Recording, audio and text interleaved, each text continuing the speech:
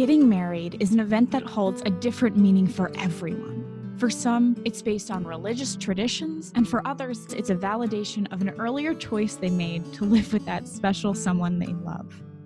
Hi, I'm Lauren, and welcome to Choosing Your Reflection, a series of discussions that reflect upon the reasons we have for choosing our wedding day outfits. Our guests are diverse, but they all share a common journey.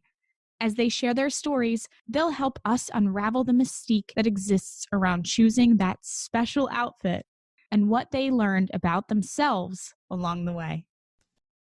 Today we have Gwenno Dafydd. She is a leadership and public speaking coach, and she's also the author of Stand Up and Sock It to 'Em, Sister, Funny, Feisty Females, a book about female stand-up comics.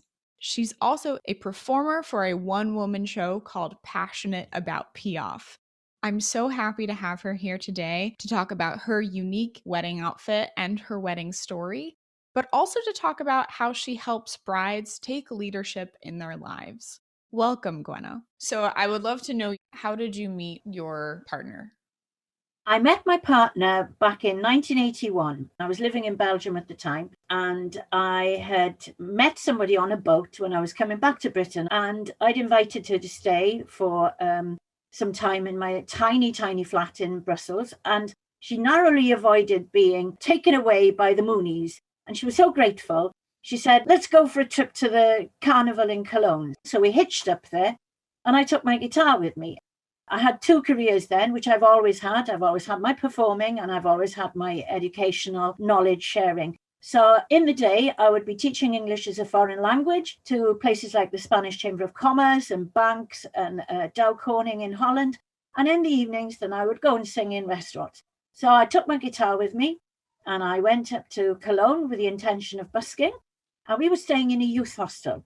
And this woman and I, Sue, we went out for the evening intending to have some fun. And directly opposite the youth hostel, there was a little pub. And there were these lovely two boys standing outside. They said, oh, come and have a drink with us. We said, yes, why not? I walked into the pub and I saw my future partner standing there and I fell madly in love with him. So that was back in February 1981. How did you know that you had fallen in love with him? How did that unfurl? Well, I suppose it's the usual stuff, the flutterbuys in your stomach, the feeling that we connected on an emotional level and an intellectual level. And just, he was really dishy as well. So I suppose I fell in lust with him really initially. But we eventually lived together in Belgium for quite some time. Then he had to go and do his military service in Belgium because he was a Belgian national, although we met in Germany. He had gone to Belgium to play in a brass band. So he went and did his military service. Then he went to Algeria to work. I came back to Britain because my brother was dying of Hodgkin's disease. And so I was here for a while. He was in Algeria. We were apart. It was very, very tough. And we sort of broke up, but we found it very difficult to live without each other and came back together again in 1989. So that would have been 30 years ago, 31 years ago. Mm-hmm. So then what was the deciding factor to get married, and where did you want to get married? Clearly there are multiple countries involved.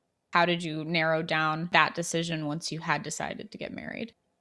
Well, my mother sent me a really lovely card when we had been together for 25 years. So that would have been 2006. She sent a really beautiful card, which obviously cost her quite a bit of money, which was beaded on the front, which said 25 years. And then I thought, why didn't I want to get married? And I couldn't remember because I'd always said, no, I wasn't going to get married till I was at least 30. But by this point, I was nearly 50. So I couldn't remember why. So it was just basically, by that time, I think it was just, we wanted to have a party. We'd been together for a long time. So we just thought, yeah, okay, let's do it. And when I grew up, I wasn't particularly religious, but I had to go to chapel every Sunday because we lived in the chapel house, which was next to the chapel. But after chapel, every Sunday, without fail, I would go down to a place called Pwllgeri. Either I'd run over there or I would cycle over there. And then I would go right down the cliffs to the beach where there would be seals and I would sing with them. And it was literally perched on top of a cliff with the most beautiful and stunning scenery all around it. And I always said to people, well, I'm never going to get married unless I can get married in Pwllheli. Years roll on, and there has been legislation in Britain, I think probably about 20 years ago, which said that you could get married anywhere. So I made inquiries, and I found out that you could get married in Pwllheli in the youth hostel. It was going to cost a lot of money, but I'd always said, I'm not getting married anywhere but Pwllheli. So that's how it happened. It sounds absolutely beautiful. It was really beautiful. Considering you had this beautiful landscape in front of you, did you take that as inspiration for your outfit, or did you have an outfit in mind before then? Well, I love being in the sea. So whatever it was going to be, it had to have some sort of a sea theme. And I didn't like white because I'm quite a tomboy. I used to get white things really dirty. So white was out of the question. And being a 50-year-old virgin was absolutely out of the equation, really, because by that point we'd had a daughter. So white was not a colour that I wanted to have. And my favourite colour is turquoise, like the sea. So my mother and I went looking for things, and I am also quite a dramatic person. So I wanted something that was different and stood out and was not, I don't like the word normal, nobody's normal, but I just wanted something that was quite glamorous, which was really me. And I found it in a little shop in a place called Newcastle Emlyn, which is in the middle of nowhere. But it had a really beautiful shop called Adida J. So that's where we went hunting for a wedding dress. And I found this beautiful turquoise wedding dress, which showed off my cleavage, which by that point I finally had got one. At the age of 50, I'd managed to get a cleavage, which was all right. So it was beautiful, and it had a long tail like a mermaid. And it also had sort of little sparkly things right down the front.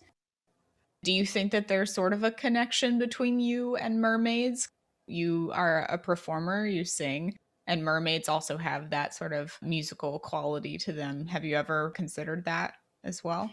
Yes, I think that was very, very important because there are tales of mermaids. Where I grew up, there's a beach, and apparently a mermaid came to land there. She was taken by a local farmer who insisted that they get married. And she put a curse on the farmer, saying that no one was going to be born in that farmhouse. And that actually was the case for 150 years. And the person who was born in that, he had learning difficulties. Welsh mythology is full of fairies and mermaids, and it's a very romantic way of looking at life.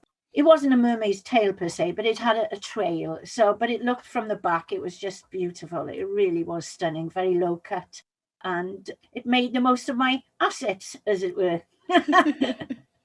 Well, it sounds gorgeous. The story you just told about, the mermaid being sort of captured and cursing people, I mean, that sort of speaks to the fact that most women don't really do well being told what to do and how to do it. And I think that parallels really great with you sort of saying, oh, I'm not going to wear a white dress. There's no reason for me to wear a white dress. Why follow a tradition if it doesn't fit the mold for who I am? Well, I heard a brilliant expression yesterday, and it's strong women don't do well in cages. Mm. And that really spoke to me because I thought, yeah. And I am a strong woman, and I always have been a strong woman, strong-willed. I broke in a horse when I was 14 years of age. Growing up in the area where I grew up, you had to get on with things. If I said to my mother, I'm bored, she would just say, go out and climb some trees, go out and, conquer some rocks.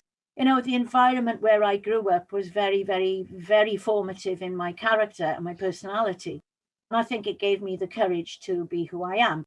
And I think that one of the great things about nowadays is that women are breaking away from that stereotypical white dress scenario. They're allowing their own personalities to come through, because I think that all of those ideas about white weddings, it was to do with virginity in the first place. So I think we can move away from that stereotypical idea and convention. And also, if you consider the whole process of organizing a wedding, In my sister's time, it would have been my mother who organised my sister's wedding. My sister had a white wedding with all of the trappings and everything, whereas I organised my wedding. And by that time, I wasn't a young virginous bride. I was someone who'd had a life. So I had all of these skills, but I like to see young women who are actually organising themselves. And I think one of the most important things is for them to realise that these are transferable skills. What they are doing is they are project managing a huge project. They have to get the venue, they have to get the timings, they have to get the caterers in, they've got to make sure that the wine is the right wine, they've got to send out invitations. All the timing is so crucial. So, do you know what would be really, really helpful is if these women realized what they're doing and how fantastically skilled they are to be able to do these things and to really transfer these skills into their own careers. When I was going to school, I was going to be a physical education teacher. I had a problem with my knees, so it meant that I couldn't become a PE teacher. However, bright girls in school, when I was in school in the 70s, either became nurses or teachers. There was one young woman in school who became a doctor, and everybody was sort of really, wow, isn't she amazing? She was a lovely, lovely woman and very bright. But there were very little choices for the rest of us who were bright. And I do feel that, thank goodness for that, young women nowadays are able to make those decisions about their careers. They're able to make those decisions about what sort of a wedding they're going to have. They're able to break the conventions. They've seen wonderful role models saying, I'm not going to do this. I'm going to do this my way, which is really, really crucial, I think. 100% agree. Absolutely. I don't think I could agree with you more. Well, that's really good because you're a young woman. Because let's not forget, we have the wedding and we have the marriage. Those are two entirely separate things. The marriage should be a lifelong proposition. The wedding is one day of the year when it's the day. It's called the big day. We all know what the big day is. The big day is when that woman will be the center of attention. And women are not very, very good when they're younger at being the center of attention. I've written a book about female stand-up comics, and so many of those women have started out being funny by being the class clown. I was a class clown, but very few girls are class clowns. Very few girls like to have the attention on them unless they've gone to a girls' school. Boys have no problem whatsoever. Boys like to have attention all the time from their teachers and from the people they mix with. Well, societally, I feel like women have been taught to not have the attention on them. They've been encouraged to be followers, whereas men have been encouraged to be leaders. And I think it's great that that's not being encouraged as much anymore in society, or at least slowly is not being encouraged anymore. It is, and that's a great thing. And I think the more we encourage women to think of themselves as being leaders of their own lives, that's where they start making really positive choices for themselves. And I do see your generation doing that. It's called self-belief. When they go into the workplace, when they're applying for positions of power, they will have more self-belief by then. And if you look at leadership positions throughout the world, especially now, let's take COVID, for example. The countries where COVID has gone rampant and out of control are those that have been led by men. The countries that have done extremely well during this COVID crisis are the ones where women have been leading. If you look at Jacinda Ardern, you've got Germany, you've got Scotland, you've got so many of the Scandinavian countries that are doing fantastically well. And the reason for that is we have different leadership styles. And I think nowadays women are more confident in their own abilities to develop these new styles of leadership without having to follow the male style of leadership, which is the only style we used to see. Whereas now we can see that the way Jacinda Ardern does things with humility, with compassion, with kindness, that has had really extremely good outcomes. So I think it's a great thing that women are really starting to become more confident in their own abilities. I have a question from your perspective now as a coach. How would you help someone or encourage someone who is struggling as a woman or a female identifying person to take leadership in their lives if they're having trouble? Maybe they're shy, maybe they're uncomfortable, maybe they're surrounded by people who have encouraged them to not be leaders in their own lives. How would you help them sort of transition to a leadership role? Every single person I work with, every outcome is different. Everything is bespoke. So I would start with them to see where their limitations were. I don't like using the word weaknesses, but some people are limited in what they're able to achieve. And we would work on those issues. We also look at the strengths and limitations. And I would try and build them up in those areas. I have some fantastic methods which work extremely well. And some people, they have different elements of limitations. They may not be very good at delegating or time management or being assertive, or possibly they don't like presenting themselves in front of a Zoom camera, or they don't like doing presentations, or they feel that they cannot apply for a post because they don't have the qualifications that are necessary.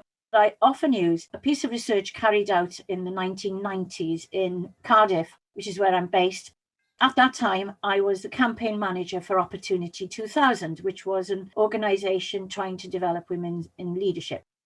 And the Welsh office had sent out a list of criteria for people applying for positions as county councillors. The outcome of that was they found that men would look at the list of criteria and say, I can do 7 of those, I'm going to apply. Women would look at the same list and say, I can only do 7 of those jobs, I will not apply. So I would try and shift their focus on realizing that it's their attitude that needs to change, but also some of their skill set. So I would work with them on their skill set. And I can work now worldwide. I have been doing that for some time. One of the things I have developed during lockdown is a foolproof method that I can work with anybody, anywhere, within the time frames that separate us, obviously. I can coach people on public speaking, which is often a skill set that women have difficulty with. So I would say to them, come and see me. Thank you for sharing that, because I think it's so important. And sticking still on this topic of leadership and confidence in yourself and sort of developing those skills, you also, as you said, are a public speaking coach. Brides and grooms and people who are getting married, it's a lot of public speaking rolled into that day, that big day. Do you have any tips for brides and grooms, like maybe a few that help when they're on stage for that day? Well, I also do coaching for bridal speeches. Oh. And you can't just give a couple of tips, because essentially this is the big day. This is one that's going to be videoed. This is one that's going to be looked at by the grandchildren years to come. You want to make sure that you do a really good job. So what I do with people is they come to me and they need about 5, maybe 6 sessions. And what we will do in all of those sessions is we will start off with a couple of ideas that they will be throwing around. And then we will bring that into a fully fledged script of ideas, of stories. There are also traditions that need to be included in the speeches. One of the traditions is that it will be the bride's father who will make a speech. There will be the best man speech. But recently, I've also been doing a sister of the bride speech, best woman speech. So again, women are starting to say, I want to do this. And when I got married, what was really funny, I just made speeches all day long. If I felt I wanted to say something, then I just grabbed the mic. And what was funny was in the reception, the woman who ran the event, she said, I've never come across a bride who's made so many speeches. And why not? It's your day. Get on with it. You're the center of attention. You want to make a speech, make a speech. I'm very good at making off-the-cuff speeches, but most people are not. It really is a skill that you have to develop. I've been a professional performer since 1980, so that's 40 years. But I've actually been performing since I was 3 years of age, so that is now 60 years. So I'm pretty good at what I do. But what I would do, bullet points, script, then we would fill it out with a bit of humor, some good stories about the bride or the groom or whatever, wishes for the future, thanks to everybody. I would then teach them mic technique, how to use a PA system, how to engage with the audience, how to use eye contact, how to find your volume, and all of those things which will make it an absolutely amazing experience. And I did this with a client in Los Angeles. Although I met her several years ago and I did some coaching with her when she was back in Los Angeles, we just did all of the coaching by Skype at the time. So we practiced using hairbrushes and microphones. So, you just need to know how to switch it on, where to hold it. All of those things are crucial for making sure that the day goes really well.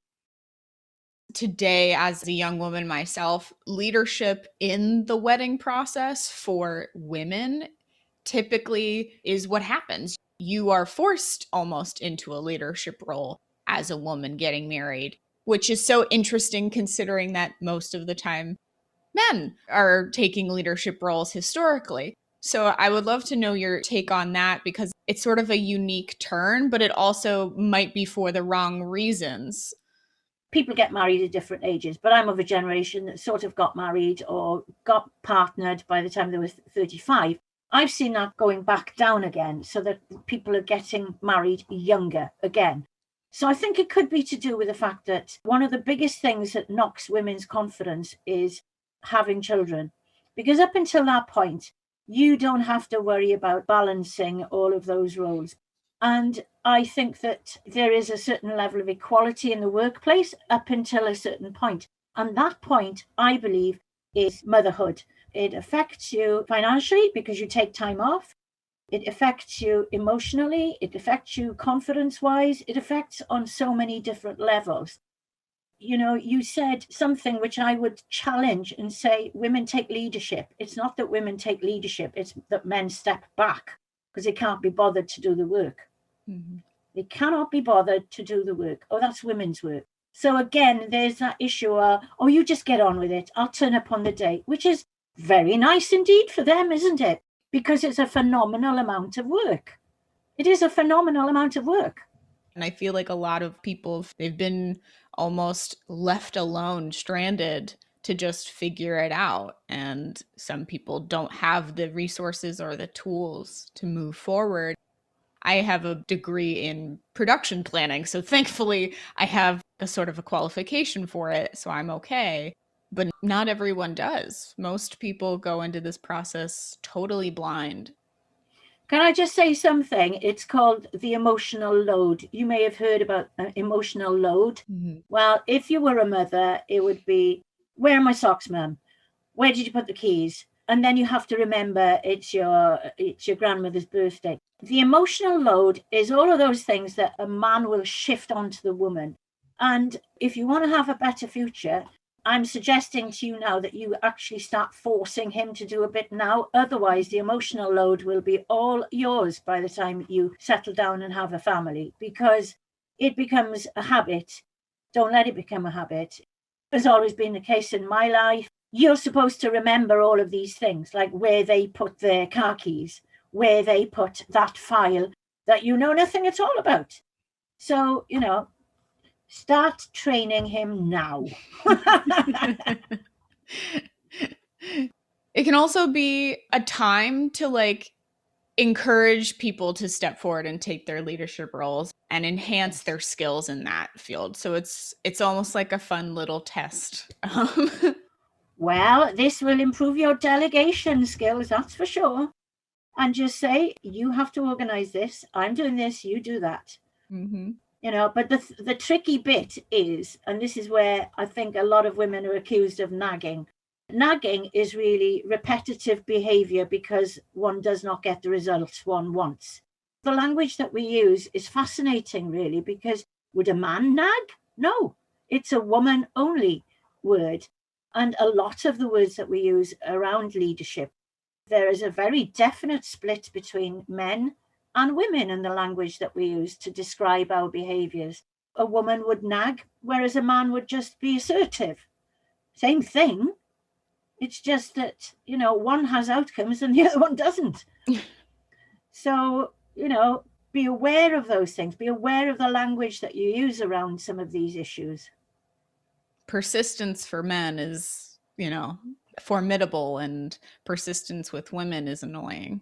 Obviously, we want to change the perception of persistence in women. Yes. You mentioned your book a little bit earlier, but I would love for you to talk a little bit more about female stand-ups, if you don't mind. I would love to. I always love talking about female stand-ups. It started as a master's degree, but it started before then because I've had a passion for comedy since I was a kid. There was nothing I loved more than to make people laugh. It was like a magical thing. And I realized then, well, that I was the only girl that was a class clown. There was nobody else faffing about and having a laugh, apart from the boys. And when I went to college, I went to be a physical education teacher, but then I had to change my course. During my 20s and early 30s, mid 30s, I was working two separate professions, one of being in education and doing supply teaching, and the other one being in performance and broadcasting and writing and being creative.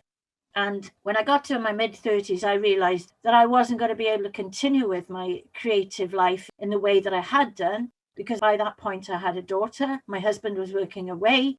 I had to find something else that I could do. So I did my master's degree in women's studies because I intended to make films about women. I wanted to be a director of projects about women. As a result of doing the master's degree, we had to choose an area of society where women were not very prolific. So women working in a male-dominated industry. And I decided I was going to do stand-up comedy because I didn't know very much about it. And although I'd had loads of television roles and one role in a film as comedy characters, I didn't have the guts to go out and do stand-up comedy. So I wanted to find out more about it. So that's where the book started. I interviewed 5 people in 1996, and it took me 20 years. So we're talking about resilience and persistence. I got that in buckets because I thought that there was a gap in the market. And what the gap was an understanding, a real clear understanding of what the glass ceiling is and how these women had broken through it. So I looked at all sorts of aspects, such as working at night, which is dangerous for women. They don't like working in environments where they may be raped on the way home. The way that men network, golf clubs, etc. It's all very predominantly male. And especially here in Wales, men network in rugby matches. And that's what, incentives for business. They will say, we'll give you a debenture in the rugby stadium. And it'll all be men and they'll all be talking business. There's no space for women there. I interviewed 94 people worldwide who were involved in the comedy industry, including 65 women who are female stand-up comics. And I got the oldest, the youngest, the shortest, the first Muslim, the first Indian. I got a really, really huge database of different women with disabilities, with horrific experiences. But then they brought those experiences and brought them into their stand-up comedy. So it was an examination of the glass ceiling through the prism of my passion, which is stand-up comedy. What do you think you learned from the experience in that sort of framework of getting married and the life that you live now and have been living? And what advice would you give to anyone who is going to go through this? I would say that the most important thing is to delegate as much as you possibly can.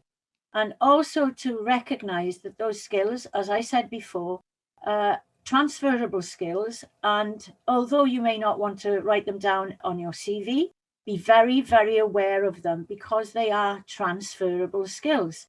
We often do not give acknowledgement or credence to those things that we have done because they're not in our professional life, which is ridiculous, really, because, it is a big thing and you are project managing all of it. So give yourself the kudos for having done that successfully. I have to say that I enjoyed being married, but I think people have a tendency to grow apart. And if that doesn't work, it's not a failure on your part not to be able to sustain that marriage, because I am now unfortunately going through a divorce. I didn't particularly want to because I wanted to be married for my entire life. But I will be happy for the rest of my life. I know that whatever happens, because I am determined. I'm very determined. And Whether organising the wedding was part of that process or not, I do not know. But I do know that it did give me a little bit of self-confidence. I could do this. It wasn't a piece of cake. It was very complex. But they're challenges that we have overcome. So, I have no qualms at all. If I meet the right person in the next few years, I would consider getting married, but I would have a prenuptial lined up in beforehand, I think. So you don't have to go through all that messy money business. But no, I think it's a great state to be in. I preferred being married than not being married because I think it gives you a certain sense of security. It certainly gave our daughter a sense of security. So I think it's, as I say in French, chacun son goût. I liked being married. I loved being married. And I would welcome getting married again if that were the case. If the conditions were right, and if I met the right person, why not? And that's you choosing to be happy. That's you choosing to be the leader in your life. Yes. And in essence, choosing your future and choosing your reflection, which is what our podcast is called. And it's these choices that are so important for us to make, not only as people, but as women to continue to make moving forward and getting a habit to doing that for the rest of our lives and hopefully for the rest of history. Indeed. When I was growing up, I had some role models. I had some very powerful women in my family. My great-grandmother had been left a widow in her 40s and she had to run a farm on her own. My grandmother was also left a widow with 7 children, and the other grandmother. But what I'm saying is that, we need to have role models. And if we want to break away from this white wedding thing, which some people might want to do, if we have more and more role models of people who are having weddings that are in youth hostels with turquoise wedding dresses, then so be it. Be yourself at any cost. Any other way, you're lost. That's my lifetime motto. So there you go. If anyone is interested in reaching out to you, how can they get in touch with you? They can get in touch with me on LinkedIn, obviously, but I have a website which is https://GwennoDafydd.co.uk. That's GWENNODAF for Freddie, YDD.co.uk. Thanks for listening. Check out our website, choosingyourreflection.com, where we unravel the mystery of the perfect wedding outfit. Check back next week when another beautiful soul takes on the journey of choosing their reflection. And don't forget to like, share, and subscribe.